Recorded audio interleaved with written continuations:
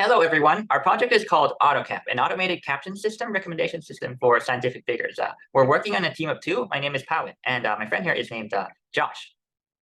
So in an overview of our application is that we're trying to deploy a model that recommends captions, namely scientific captions from a scientific data set. The way it works is that we upload an image to the web interface that we provided, and the user can type how many captions they want.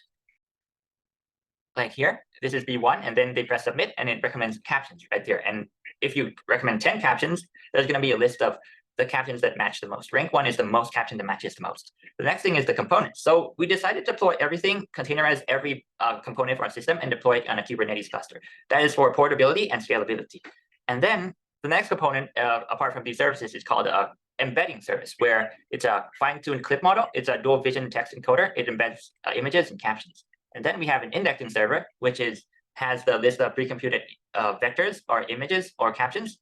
And that is used for searching for the nearest neighbors in a very fast manner. It's powered by Fast API and FAISS.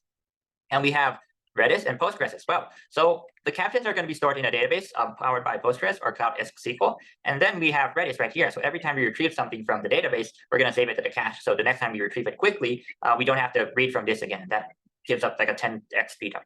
For the next thing we have is a REST or API gateway right here, which is powered by Fast API REST server right here. And we have a Next.js, which is a user interface, which is powered by React and Node.js. So this is our architecture diagram. We designed it to be deployed on Google Cloud, but it's cloud agnostic. It can be deployed anywhere, even in AWS or even in locally. So the user right here is the internet, interacts with their browser, and they send a request to the ingress controller right here. It's going to be some public IP address. The first thing they go is going to be the web server. It's going to return the web page back to the user, which is super fast because it's server-side rendering. And then the next subsequent API calls, which have a prefix of API, is going to be forwarded by the ingress controller to the API server right here. The API server is going to kind of distribute or forward the request to the corresponding services that need. So the API server is doing more than just forwarding these requests to these components right here. Like for image recommendation, the thing that happens is that when the user uploads an image, it goes to the ingress controller forwards it to the API server. The API server sends that image to the embedding server. The embedding server returns the embedded vector back to the API server, and it's being sent from the API server back to the index server to get the nearest neighbor or caption IDs that are nearest. And then it returns that back to the API server. The API server looks in the cache if those captions are in the cache or not, or in Redis or not. If not, they're going to get it from the database and then save it in the cache, and then return the results back to the user right there.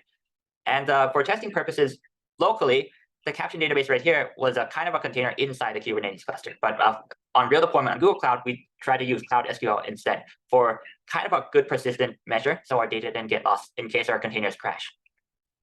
For debugging, we have a web page individually for the from this interface right here to test each component individually. Mostly the embedding service, the caption database, the Redis cache, and the indexing server. And we'll see that in the demo in a second. And then for debugging, we also viewing the log collections from even Docker Desktop or even the Kubernetes cluster engine. They have an aggregation of logs, and that happened a lot when the environmental variables were not being set correctly. And we also use something called a built-in Swagger UI that comes with Fast API. It's an auto documentation thing. And Fast API also serializes things with JSON. So it's kind of an automated thing, so we don't have to worry about that too much. And we can test our Fast API servers without kind of a working front end. And viewing on the viewing log collection right there, that happened to be what I learned so far as the automatic environmental variables. So if you have a service name and underscore port, like I used the service name Redis, if I tried to set the environmental variable called Redis port, and it was overriding it with some different value. So that was something that I learned as well from all of this. And the other thing was sometimes the data can be too big. Our original plan was using 2 million captions about that, and it took 20 gigabytes of RAM. So I dumped it down to like 200K to fit the hardware. So our learnings is, apart from deploying locally, we learned to use Cloud SQL as well, which the connection is not that straightforward. You have to do a lot of security measures to make it secure. And then we have the automatic environmental variables for Kubernetes service. We learned to scale down our data to fit our hardware requirements. Otherwise, it's not going to work. And then we have, I think it was a great decision to separate the indexing server and embedding service outside from the API gateway, because these both services consume a lot of memory and computational power. So if I were to build that into kind of the same server, it's not going to fit just one node right there. By the way, the hardware we're using for the Kubernetes cluster is going to be 3 nodes. Each node is going to have 2 virtual CPUs and 4 gigabytes of RAM. So the indexing service is not going to fit with other services.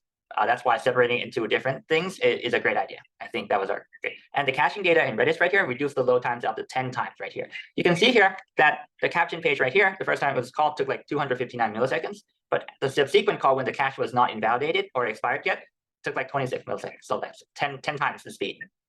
And that's going to increase our performance of our server when a lot of users are using this as well. So yeah, that's all for the run through, and we can hand it back to Josh. Awesome, thank you, Pawin. Yeah, let me share my screen. So first we'll see the homepage of our scientific caption recommendation system. And so first I want to see the top 3 captions. So I'm going to choose a scientific video from my directory, this nice bar chart, and then I'll press submit. And then my screen's a little small right now, but we see the top 3 captions that correspond to that image. And just to make sure these captions are in the cache, we could go to our data cache page, which we use for debugging, and we see those 3 same captions.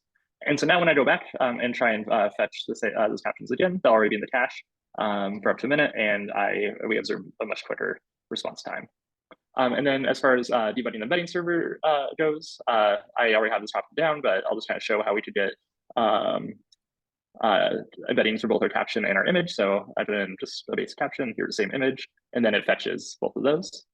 And then if you want to see what the actual indices of the similar captions are, I can paste in that image embedding, and I'll just get the top 2 IDs. And so it's 13390 and 14723.